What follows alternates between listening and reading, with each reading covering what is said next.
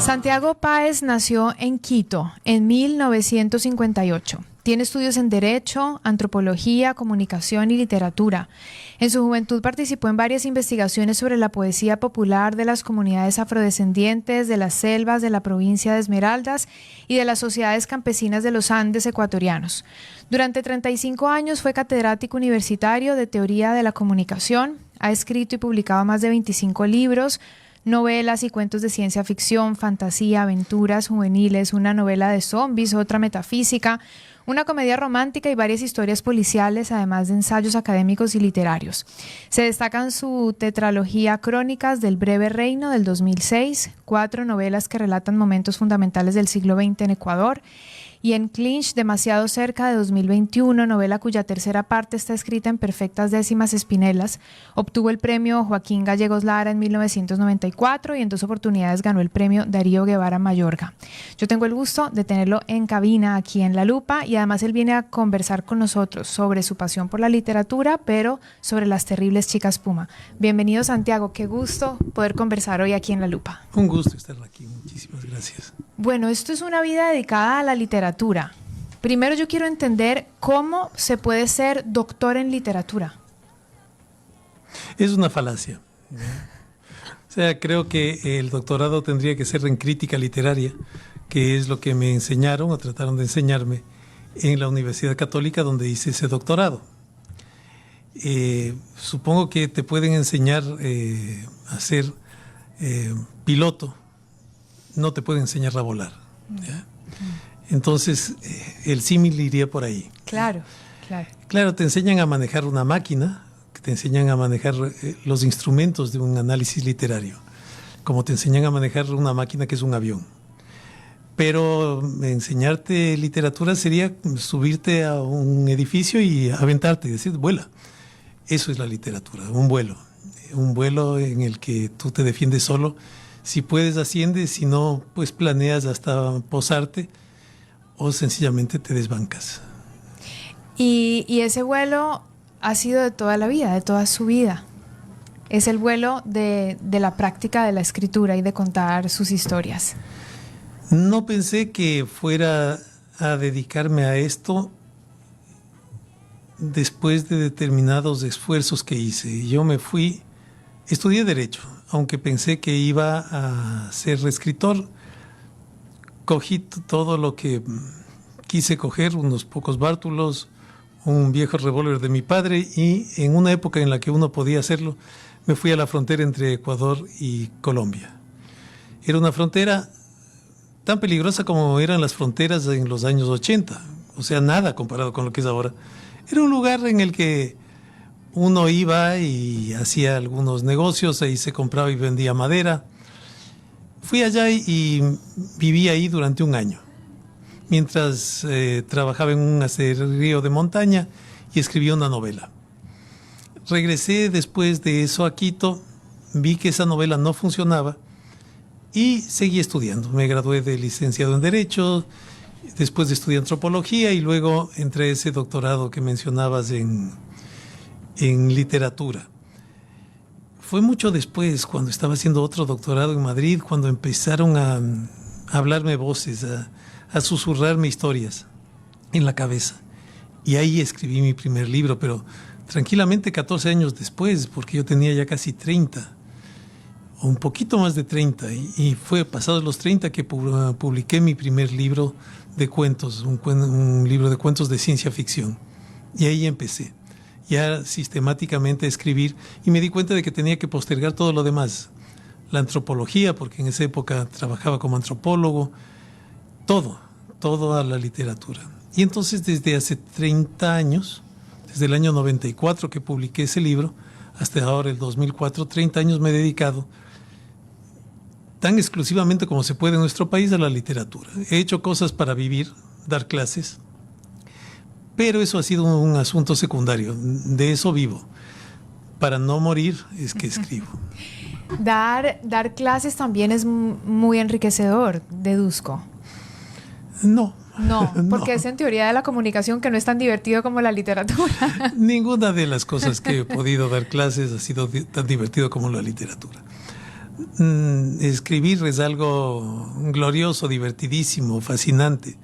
Dar clases era un trabajo, tenía que hacerlo bien porque si no lo hubiera perdido. Tenía una responsabilidad con mis alumnos, con la institución que me contrataba. Trataba de hacerlo de la mejor forma posible, me preparaba. No era un académico, ¿ya? Un académico es el que hace una investigación, profundiza en su campo, hace descubrimientos y sobre eso da clases. Yo hacía resúmenes, daba clases en los primeros años, hacía los mejores resúmenes que podía de lo que otros hacían y con eso me fui ganando la vida durante 35 años que di clases. De todas formas, esas experiencias previas, la antropología es imposible que no deje huellas después en algunos escritos, ¿o no? Tienes toda la razón. Es totalmente cierto. El haber estudiado antropología, el haber estudiado lingüística, el haber vivido en comunidades indígenas en la sierra o en comunidades de pescadores en la costa, antes de irme a estudiar ese doctorado en comunicación en España, yo había vivido en comunidades en la comunidad de los indígenas chachis o cayapas en Esmeraldas. Ahí hice mi tesis de licenciatura en Derecho. Había vivido con comunidades de pescadores, también en la frontera con Colombia. Había estado en comunidades de indígenas de la sierra, con los Alasacas, por ejemplo. Y había estado en comunidades de pobladores urbanos en Quito. Había profundizado muchísimo en magia, en literatura popular. Mi tesis doctoral fue de literatura popular. Entonces había estudiado muchísimas cosas. Pero claro, todo eso solo acabó tomando sentido en cuanto escribía. Tienes toda la razón, ¿ya? Porque no me convertí en un académico ni en un científico social.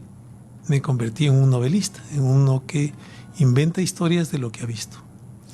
Y hablemos entonces de esta historia, de las terribles chicas Puma. Voy a leer tal cual lo tenemos aquí para que nuestros oyentes entiendan de qué vamos a seguir conversando.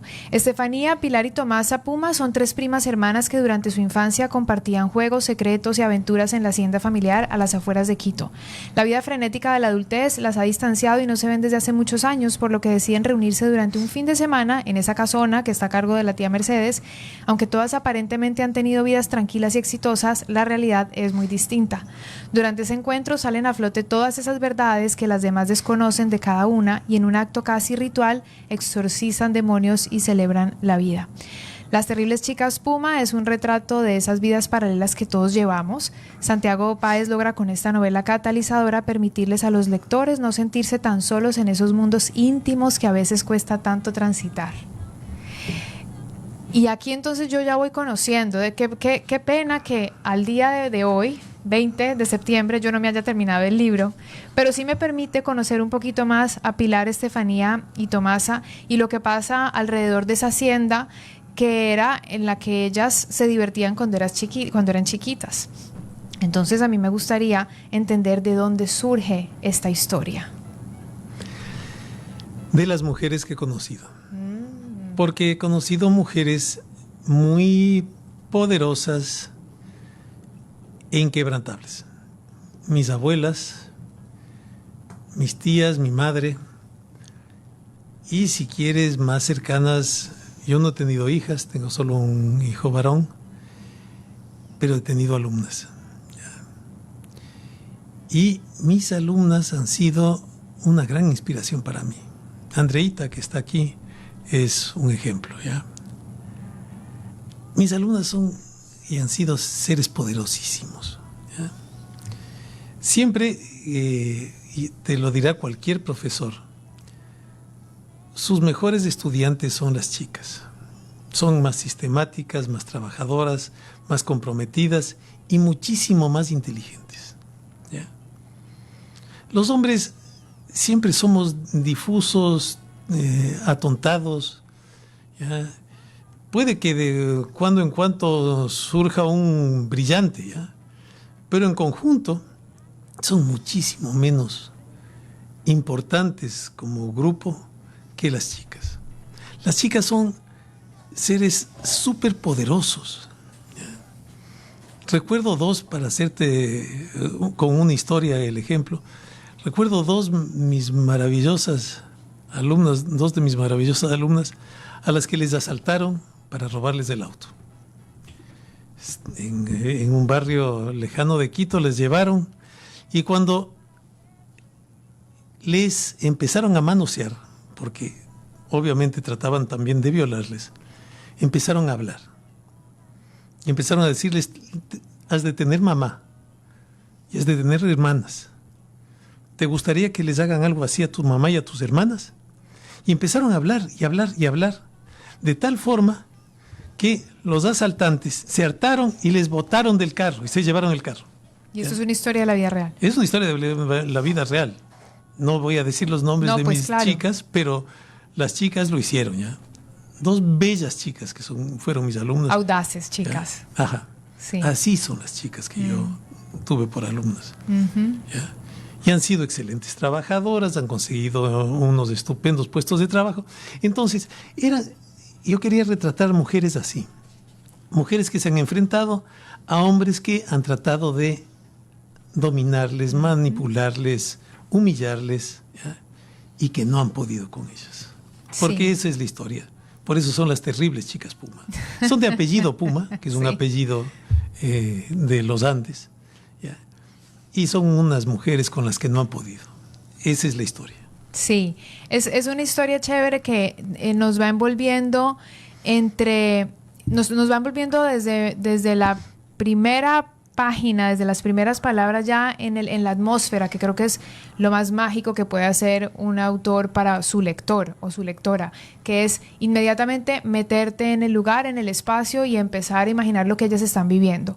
Ellas se encuentran, se desconocen a pesar de haberse conocido toda la vida porque son primas, y me pareció muy interesante como reencuentro tosco al principio, duro, pero luego llega la aproximación a partir de la intimidad como de las confesiones, de las historias. Esa forma de describir estas situaciones también, siendo un autor hombre, cómo se lanza al desafío de pensar como las mujeres están pensando, porque las relaciones se dan entre esas mujeres, que son primas entre ellas, y una tía que ha vivido otra historia también. Y una tía que ha vivido una historia muy próxima a la de sus sobrinas. Bueno, yo siempre he disfrutado más en las relaciones con las mujeres, ¿ya? Cuando se hacen las reuniones de grupos de estudiantes, de antiguos compañeros de curso, de antiguos estudiantes, las reuniones de los hombres son torpísimas, ¿ya? Se reúnen para emborracharse y acordarse de lo que le hacían al profesor y de las barbaridades que hacían en cuarto, en quinto curso. Y todas las reuniones hacen lo mismo, ¿cierto? Repiten lo mismo y además hay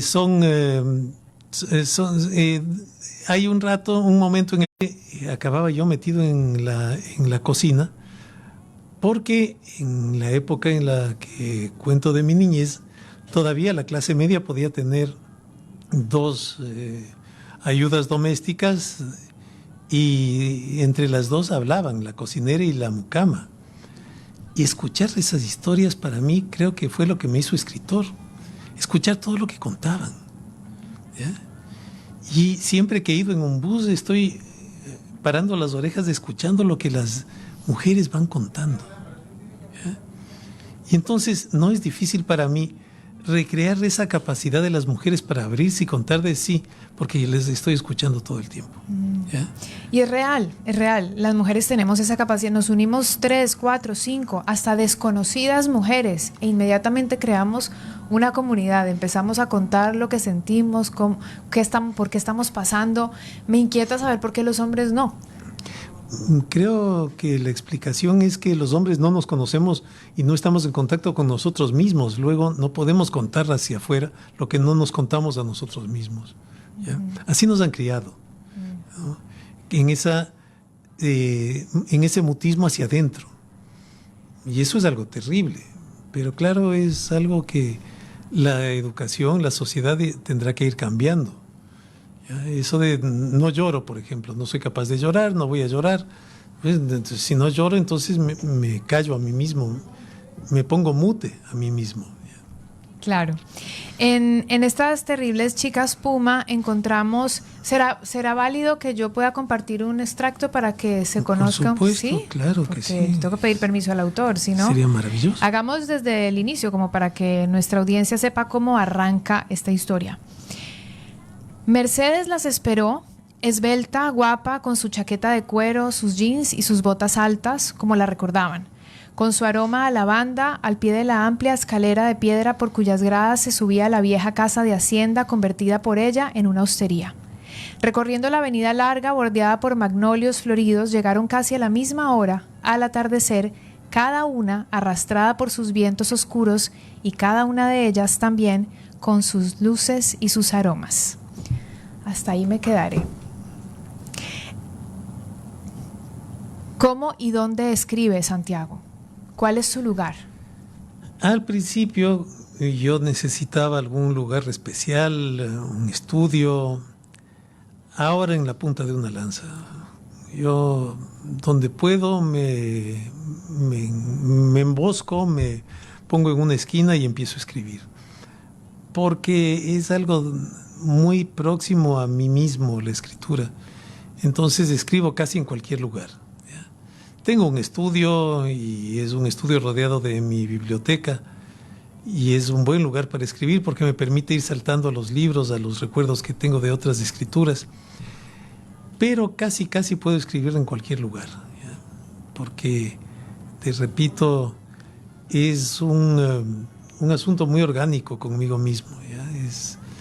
Es parte del flujo de mis ideas, entonces donde me siento, saco mi libreta, hago anotaciones, siempre llevo una libreta. ¿Dónde está esa libreta ahorita? Mi libreta siempre en mi maletín. ¿Sí? ¿Siempre está esa libreta ahí? Sí, siempre está la libreta Lápiz, ahí. pluma, libreta, pues conectando las ideas. Un esferográfico, porque antes llevaba un estilógrafo y me daba mucho, ahora con un esferográfico normal y una libreta de número 2 de espiral.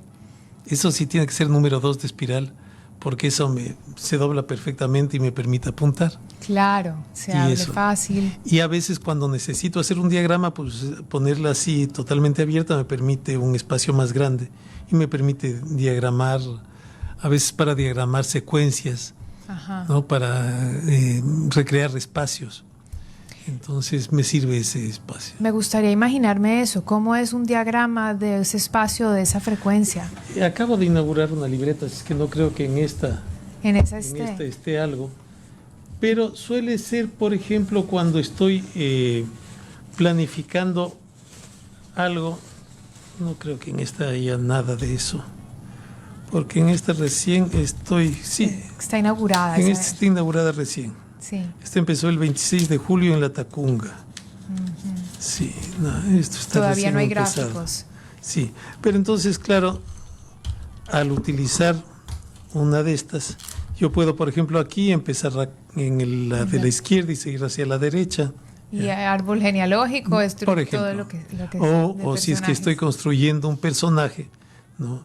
Puedo poner las distintas características físicas, psicológicas, los antecedentes personales, ¿no?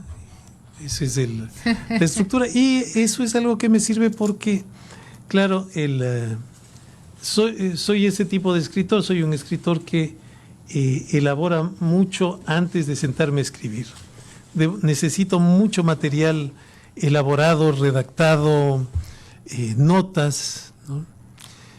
Y me siento a escribir cuando ya tengo 3, 4 libretas, ¿no? Y navego entre esas libretas, que son una especie de ladrillos sueltos con los que voy después apilando y construyendo ya la novela. Increíble, ¿no? Claro, tener como todo el terreno ya listo. Personajes, psicología, cómo lucen, territorio. Exacto. Y de ahí se va sacando. ¿Tiene buena memoria, Santiago?